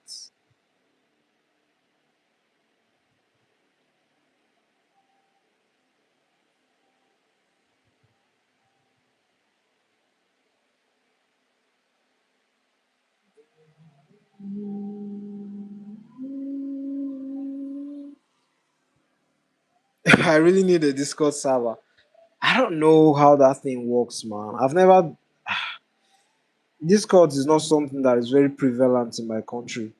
We usually use WhatsApp groups. That's what we usually use. I don't know how. I could check it out. I don't know how to set the stuff up. I'll have to watch some YouTube videos. Um, I don't know how Discord servers work. I don't even understand the concept. Uh, I'll try and check it out though. I won't lie. I'll try and check it out because it would be nice to see people's artworks. And I can post mine there as well for people that are interested.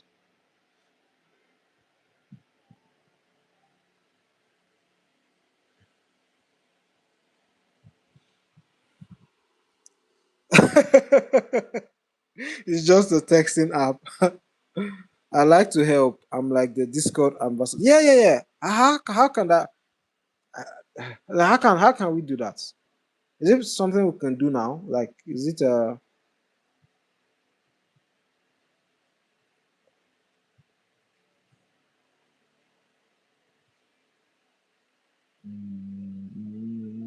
think that the things are yes, it is. No, it is. You turn good. Turn it to bad. So much that it's hard to go. Nothing like the most beautiful I've ever had.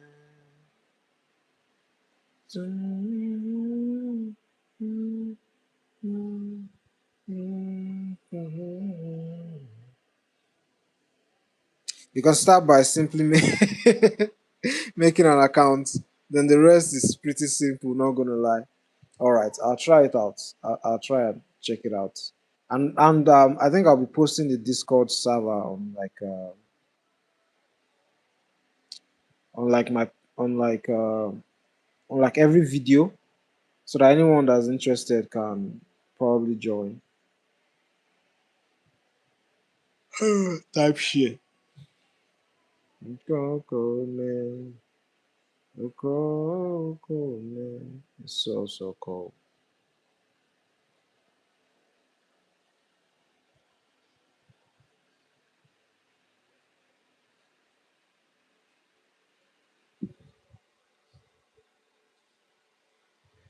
It's all right though.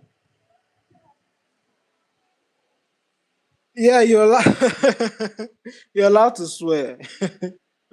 We're all adults here. Hmm. Freedom of expression in it, as the UK guys would say.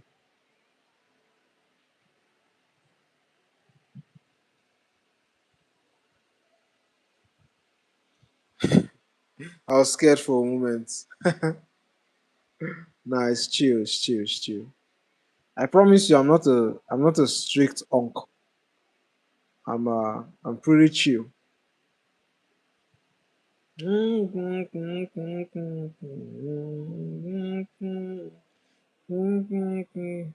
Freedom of speech.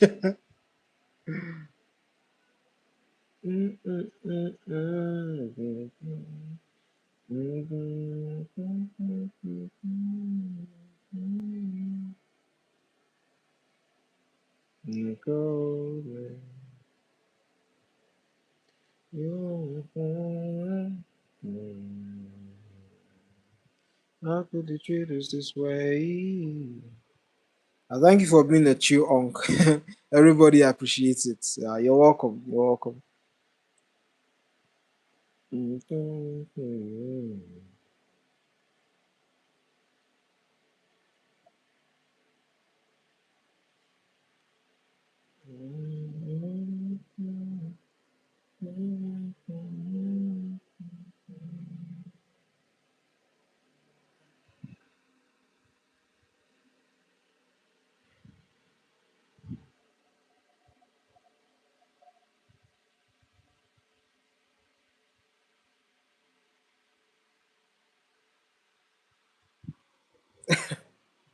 I give up drawing. You have to persist a lot more than that if you want to become better.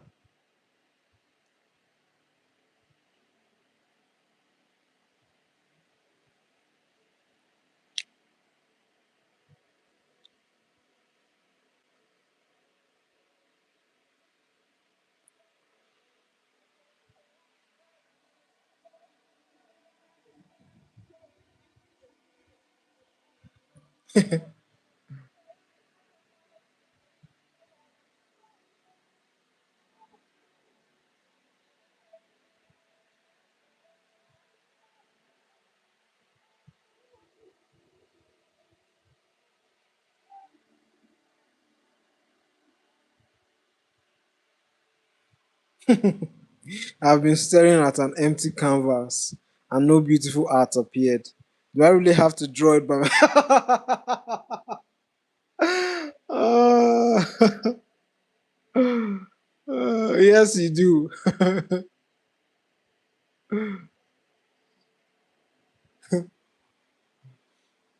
Do I know the AAHL, American Air Hockey League? No, I don't know anything about hockey.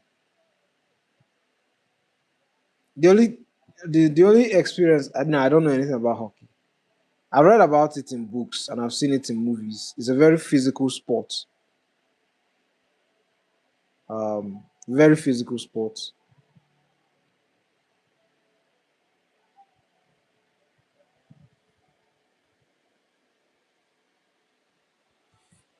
They told me to draw their mascot. Really?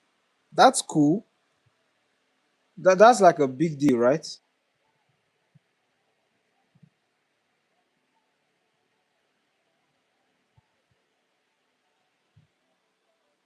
Oh, not actual. Oh, it's a table hockey. Oh, oh, I didn't know. I didn't know. But it's still a big deal, isn't it? Like it's professional work.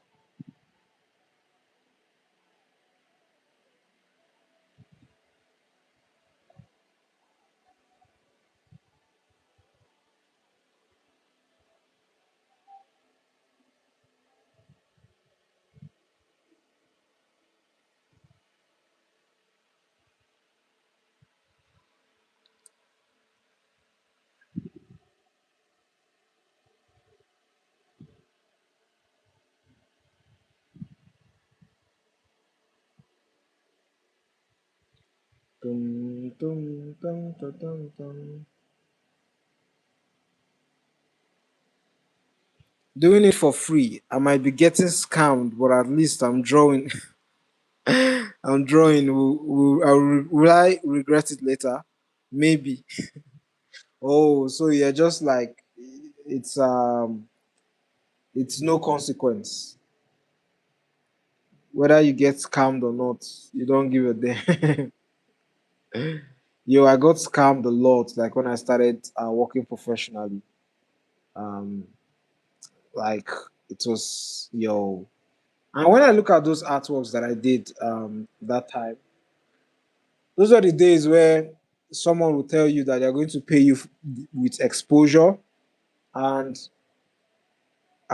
you be gullible, or at least I was gullible to think that uh, that was actually something valuable. Bruh, just put my $50 in the bag, man.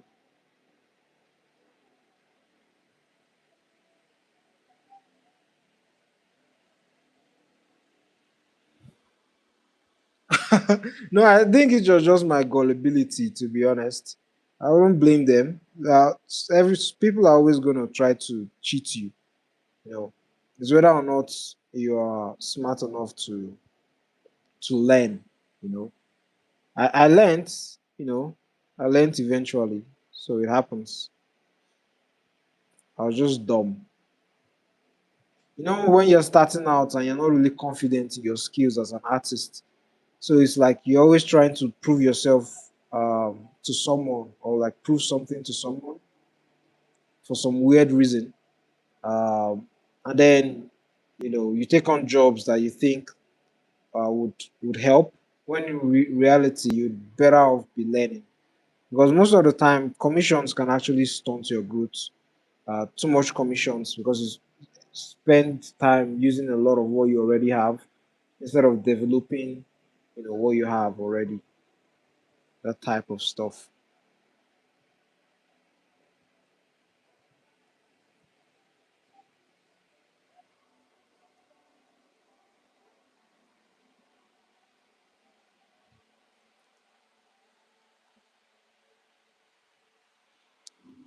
Yeah, yeah. It's still wrong of them to just leave without paying. Yeah, yeah, yeah. It happens. Yeah, I did. I learned a lot. I learned how to deal with people professionally. Uh, I learned how to deal and like talk professionally as well. As they call it, corporate speak. Learn how to be polite, to politely say no to people um, that you don't want to work with. Stuff like that.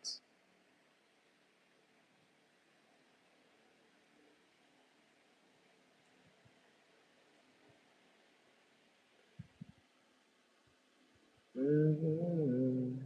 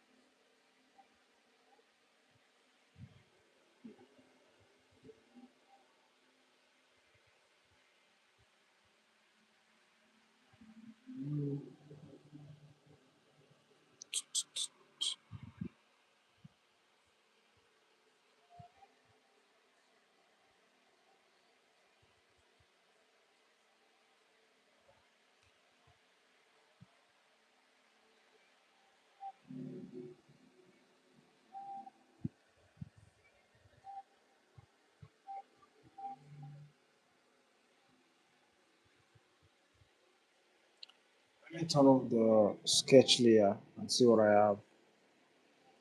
I mean, not bad.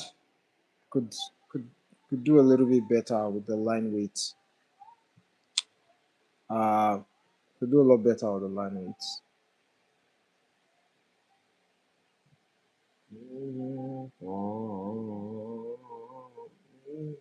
Way that I need you.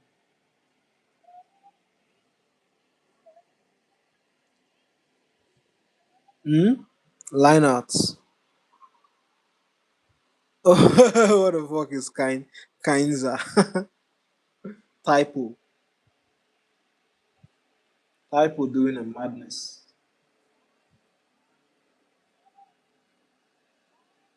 Thanks, man. Thank you.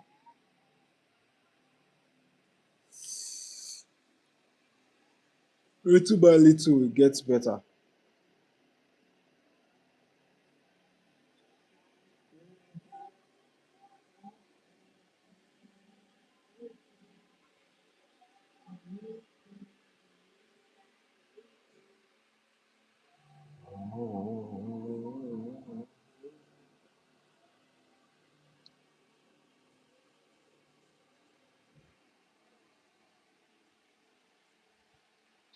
All I need to do is add some blur lines, some motion lines, and I think we're good. Just going to add blacks in that area. Make this area a little bit darker, and I think that'll be it. Yeah, I think I like the. I had done this before, but I had to fix the sequence. It's very very rough, like the original sequence. Look how rough it is. This is how it started.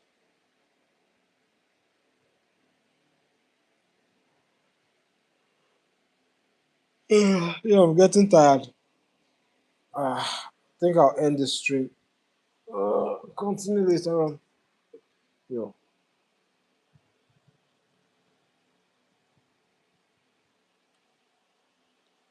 Yo, 11 people liked the stream today. That was a lot more than yesterday.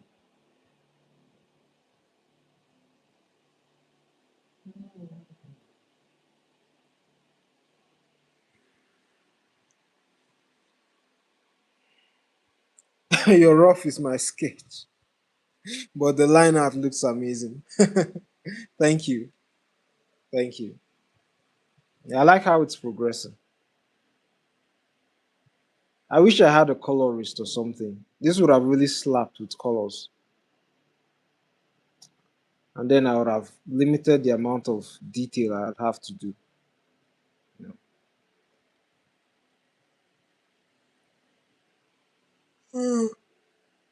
Oh, good though.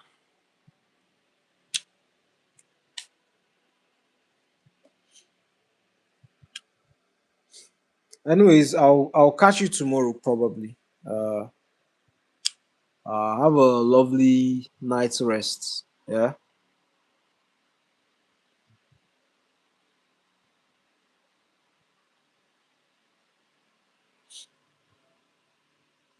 Yeah, black and white looks alright. Black and white looks alright. Black and white. Yeah, if you just add a little bit of texture, decent amount of texture, yeah, it look alright. Yeah, good night, my friend.